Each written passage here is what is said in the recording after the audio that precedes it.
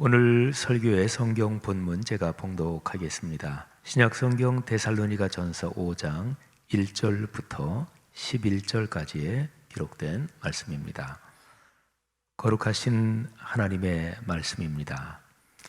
형제들아, 때와 시기에 관하여는 너희에게 쓸 것이 없음은 주의 날이 밤에 도둑같이 이를 줄을 너희 자신이 자세히 알기 때문이라. 그들이 평안하다 안전하다 할 그때에 임신한 여자에게 해산의 고통이 이름과 같이 멸망이 갑자기 그들에게 이르리니 결코 피하지 못하리라. 형제들아, 너희는 어둠에 있지 아니하매 그 날이 도둑같이 너희에게 임하지 못하리니 너희는 다 빛의 아들이요 낮의 아들이라. 우리가 밤이나 어둠에 속하지 아니하나니 그러므로 우리는 다른 이들과 같이 자지 말고 오직 깨어 정신을 차릴지라. 자는 자들은 밤에 자고 취하는 자들은 밤에 취하되 우리는 낮에 속하였으니 정신을 차리고 믿음과 사랑의 호심경을 붙이고 구원의 소망의 투구를 쓰자. 하나님이 우리를 세우심은 노하심에 이르게 하심이 아니요 오직 우리 주 예수 그리스도로 말미암아 구원을 받게 하심이라. 예수께서 우리를 위하여 죽으사 우리로 하여금 깨어있든지 자든지 자기와 함께 살게 하려 하셨느니라. 그러므로 피차 권면하고 서로 덕을 세우기를 너희가 하는 것 같이 하라. 아멘. 참 아름답고 복된 계절입니다. 가을이 깊어지고 있습니다. 저는 요즘 계속해서 감사를 묵상하고 있습니다. 감사를 묵상하는 것이 특별히 올해에 참 중요합니다. 코로나19로 아주 유별난 해니까 말입니다. 그리스도인의 감사가 코로나 상황에서도 작동할까요? 교회의 강단에서 그렇게 많이 선포하는 감사의 메시지가 지금의 세계적 전염병 상황에서도 충분히 작동할까요? 우리네 삶에 코로나19와 연관된 어려운 상황이 확산되고도 있습니다. 코로나 우울, 코로나 블루라고 그러죠.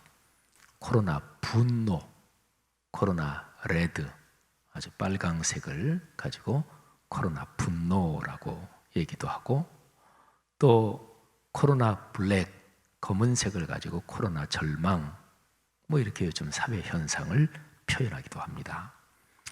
이런 삶의 현장에서 기독교 복음의 핵심에 자리하고 있는 감사가 정신과 영혼의 힘이 될까요? 그토록 많이 얘기하는 감사가 그저 신앙 이론에 그치는 것은 아닐까요? 올해 감사의 절기는 예수 그리스도 안의 감사가 얼마나 든든한지 시험하는 그런 기회가 될 것입니다. 시험은 합격해야 좋죠, 그죠? 떨어지면 당연히 안 좋죠.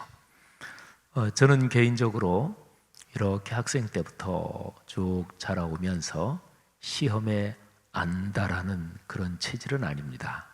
공부를 굉장히 잘해서 그런 건 전혀 아니고요. 그렇게 승부사 기질을 갖고 시험 최상위 점수를 맞는다, 그런 안다라는 성격은 아닌데요.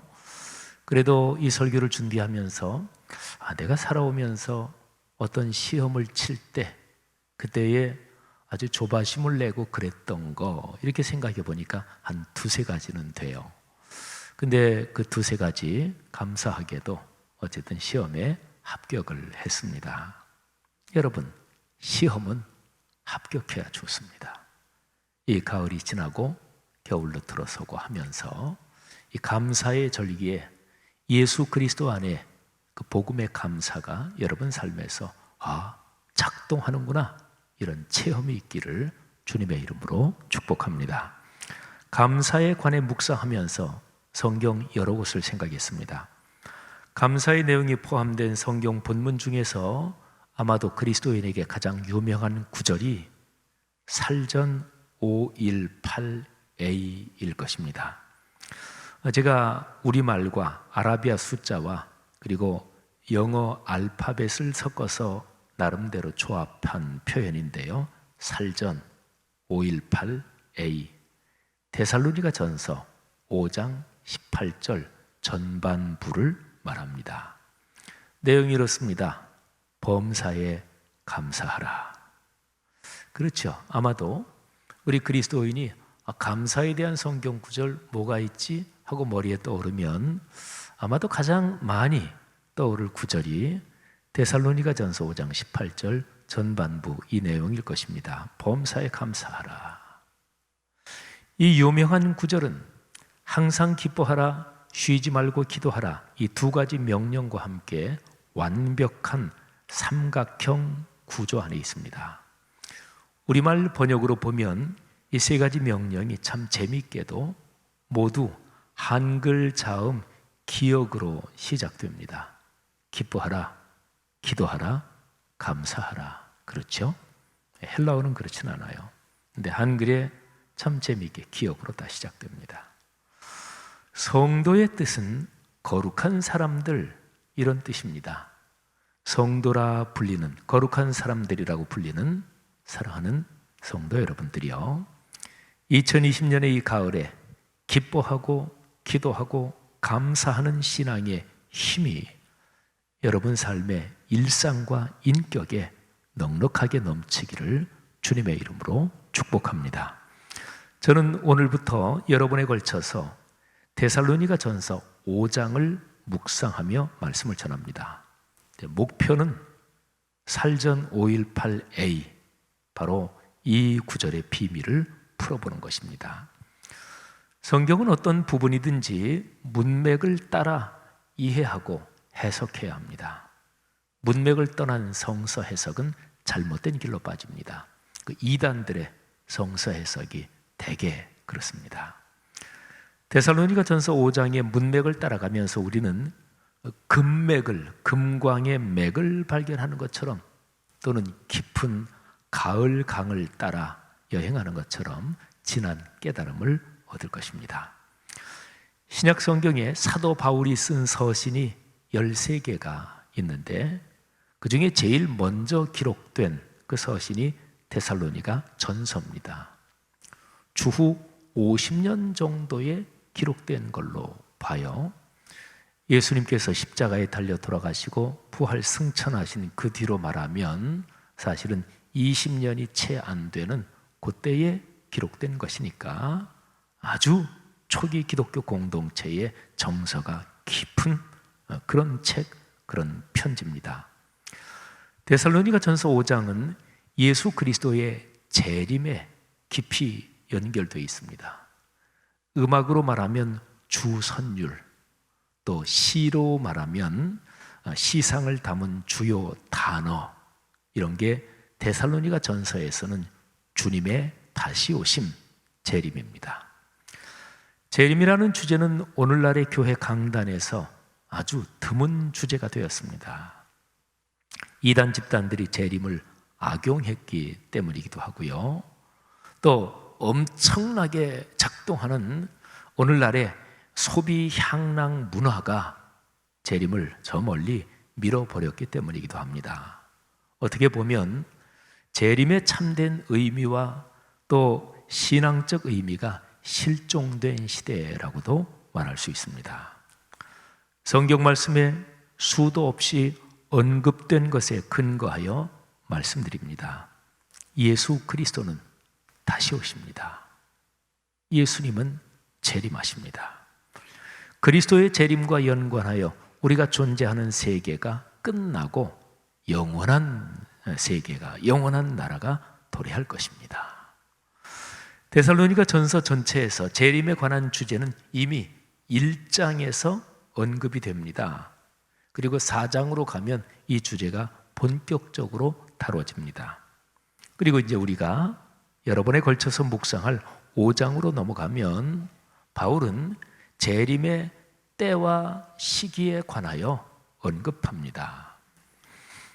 5장 1절에 보면 때와 시기에 관하여는 너희에게 사실은 뭐 쓸 필요가 없다, 여러분들이 잘 알고 있다, 이런 얘기죠. 헬라어에는 시간을 뜻하는 두 단어가 있습니다. 크로노스 그리고 카이로스, 두 단어가 있어요. 크로노스는 일반적이고 객관적인 시간의 흐름이나 시간의 길이나 이런 거를 말합니다. 예를 들면 누구에게나 하루는 다 24시간이 있죠. 또 일주일은 누구에게나 다 7일입니다. 뭐 이런 게 바로 크로노스예요. 이에 비하여 카이로스는 결정적인 시간이나 특별한 순간을 말합니다.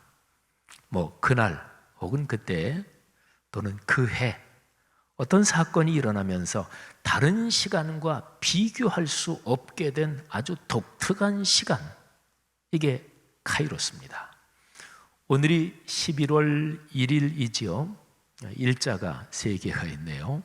한동안 빼빼로데이 뭐 이런 게 유행하다가 요즘은 또 약간 시들해진 것도 같아요. 11월 11일 그러면 일자가 4개가 되네요. 어쨌든 오늘이 결혼 기념일인 혹시 내외가 계십니까? 그 부부에게 오늘은 아주 특별하겠죠. 어떤 사건 때문에 거의 죽었다가 살아났는데 11월 1일 날 그 사건이 있었다. 그 사람에게는 그날이 평생 잊을 수 없는 날일 것입니다. 이게 바로 카이로스입니다.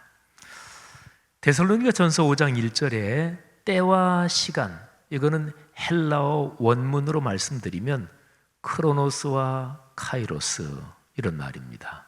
크로노스와 카이로스, 예수 그리스도의 재림과 연관해서 크로노스와 카이로스에 대해서는 여러분이 다 잘 알고 있습니다, 이런 뜻입니다.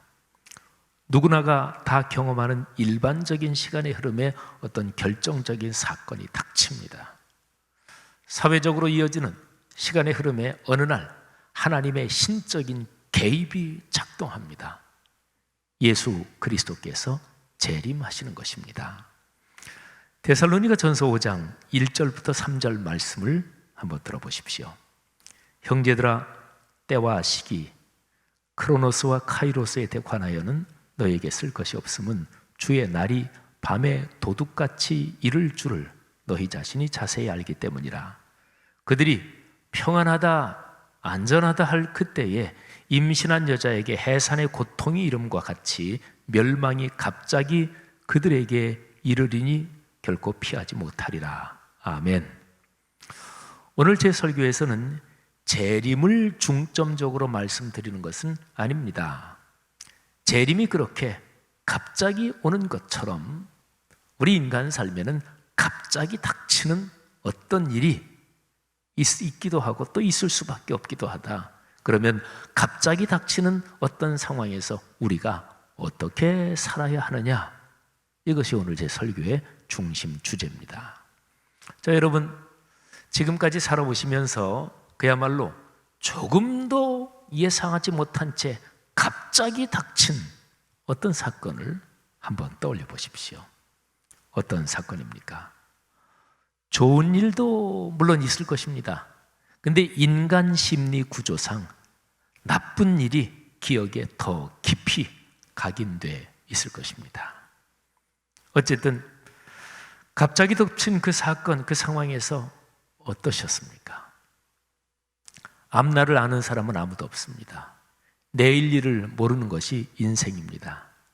창졸간에 닥친 일이 인생 전체를 완전히 바꿔놓기도 합니다. 완전히 뒤죽박죽 만들어 놓기도 하고 삶을 다른 방향으로 이끌기도 하죠. 다음과 같은 일들이 사람에게 얼마나 힘들까요? 평생 병이란 것은 모르고 살아온 사람이 어느 날 치명적인 병이 있다는 진단을 받았을 때, 사랑하는 사람에게 어떤 충격적인 사고가 있다는 소식을 들었을 때,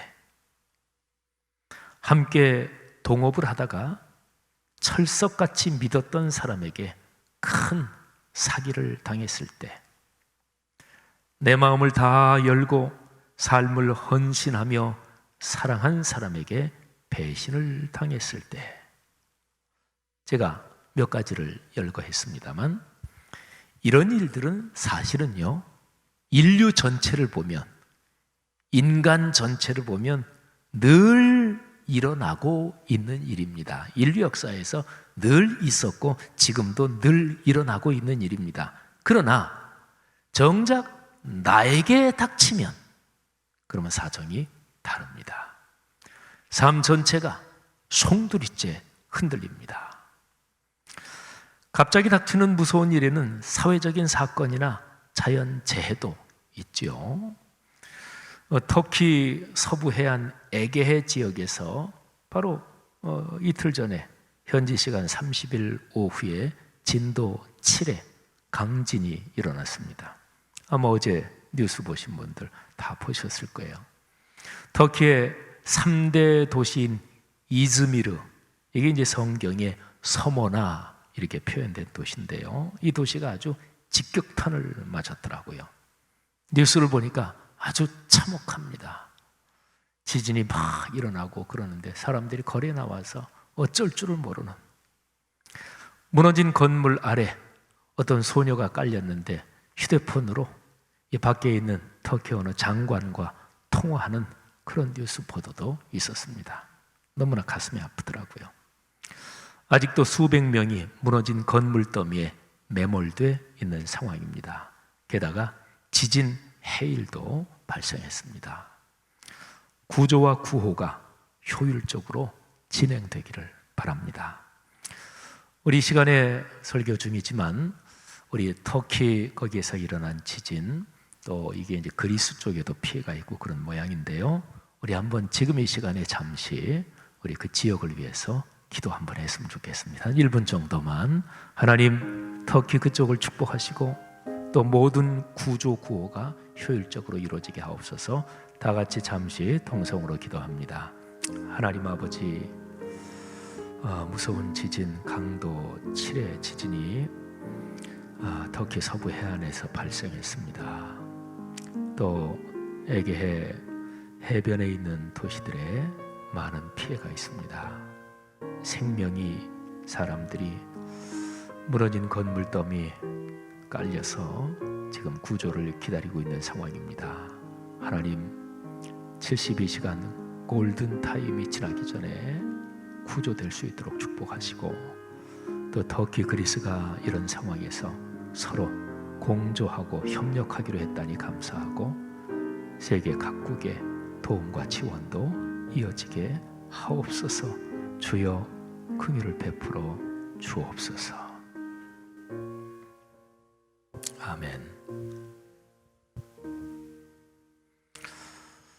성도 여러분, 갑자기 닥친 어떤 사건, 근데 제 설교 때문에 여러분들이 겪으셨던 과거의 어떤 아픈 사건의 기억이 다시금 지금 되살아나서 부담이 된다면 죄송합니다.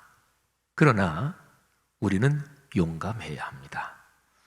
우리가 신앙적으로 대처한다면 삶의 어려움은 갑자기 닥치는 일이라고 할지라도 우리를 더 강하게 하고 그리고 더 성숙하게 합니다. 어떤 일에 담긴 뜻을 우리가 어떻게 다 알겠어요? 더구나 참 이 일이 왜 닥쳤지? 이런 일을 우리가 그 전후 사정을 어떻게 다 알겠어요? 하지만 우리 그리스도인은 주님의 섭리를 믿고 걸어갑니다. 여러분, 갑자기 닥치는 일에 대비하는 방법이 무엇인가요? 어떻게 대처해야 되지요? 데살로니가 전서 5장 4절 이하를 제가 읽을 텐데, 갑자기 닥치는 예수 그리스도의 재림과 연관해서 어떤 권면을 하는지 한번 들어보십시오. 형제들아, 너희는 어둠에 있지 아니하매 그 날이 도둑같이 너희에게 임하지 못하리니, 너희는 다 빛의 아들이요 낮의 아들이라.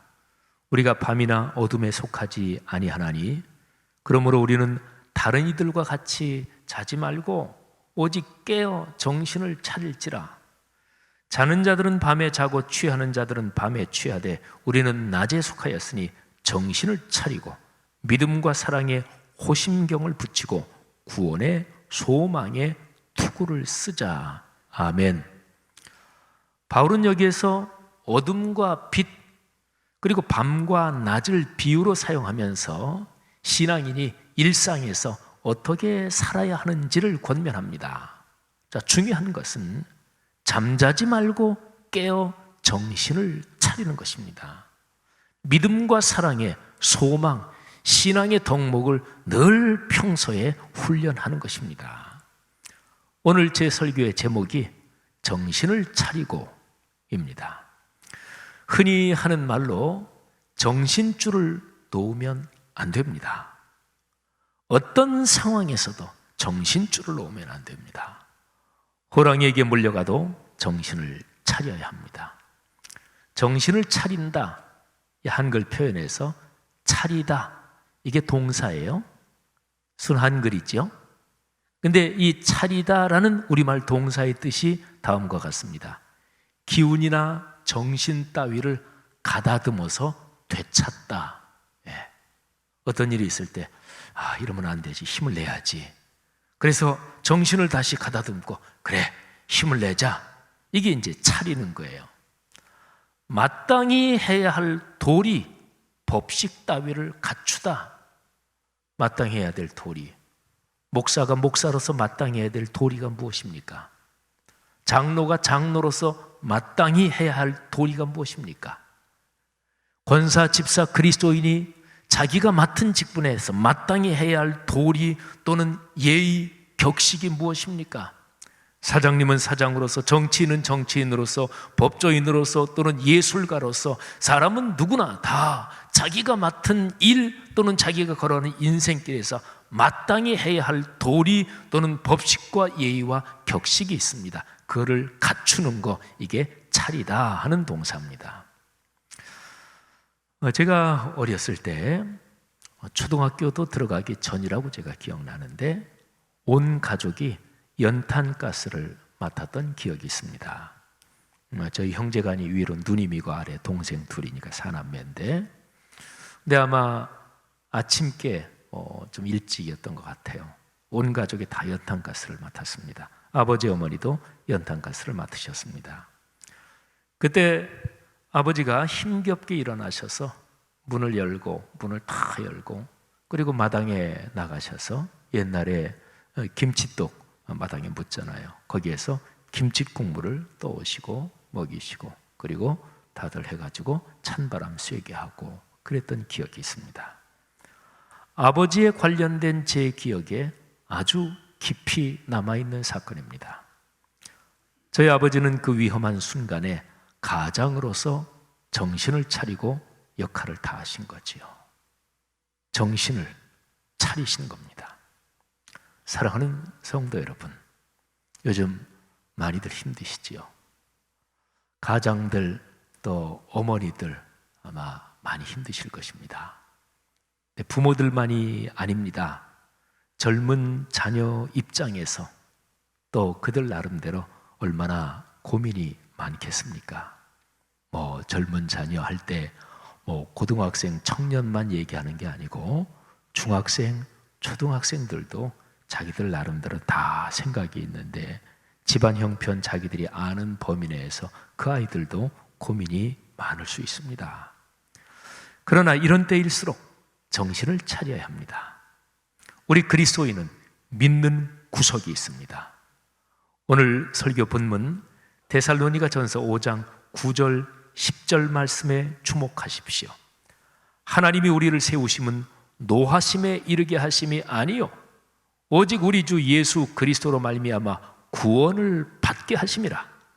예수께서 우리를 위하여 죽으사 우리로 하여금 깨어있든지 자든지 자기와 함께 살게 하려 하셨느니라. 아멘. 그렇습니다. 우리 삶의 최종 목적지는 하나님께서 보장하십니다. 우리가 걸어가는 길의 끝에는 영광스러운 구원이 기다리고 있습니다.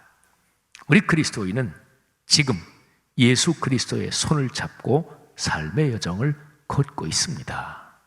성도 여러분, 오늘 성경 본문의 맨 마지막 절 11절 말씀을 꼭 기억하고 11절 말씀에 순종하여 실천합시다. 그러므로 피차 권면하고 서로 덕을 세우기를 너희가 하는 것 같이 하라. 아멘. 데살로니가 교회 성도들이 박해와 그리고 어려움 가운데 있었지만 그들은 서로 덕을 세우고 서로 권면했습니다. 말씀 3 공동체의 가족 여러분, 교구나 구역 또는 함께 섬기는 기관이나 부서에서 서로의 사정을 살피며 서로 돌보십시다. 어려운 분들을 위로하고 격려합시다. 공감과 사랑, 지혜와 용기를 가집시다. 범사에 감사라는 말씀, 데살로니가전서 5장 18절 전반부의 이 명령, 이 축복의 말씀처럼 요즘의 이 상황 속에서도 감사합시다. 역설적인 감사와 반전의 기쁨이 여러분의 삶에 넘칠 것입니다. 하나님의 말씀을 굳게 믿고 순종하여 작은 것부터 실천하는 사람에게 그것이 점점 더 커질 것입니다. 믿음에서 믿음으로 이룹니다. 감사에서 더 감사가 커집니다.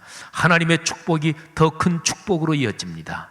이 가을에 감사에 순종하고 실천하는 여러분 모두에게 하늘의 큰 은혜가 넉넉하기를 주님의 이름으로 축복합니다.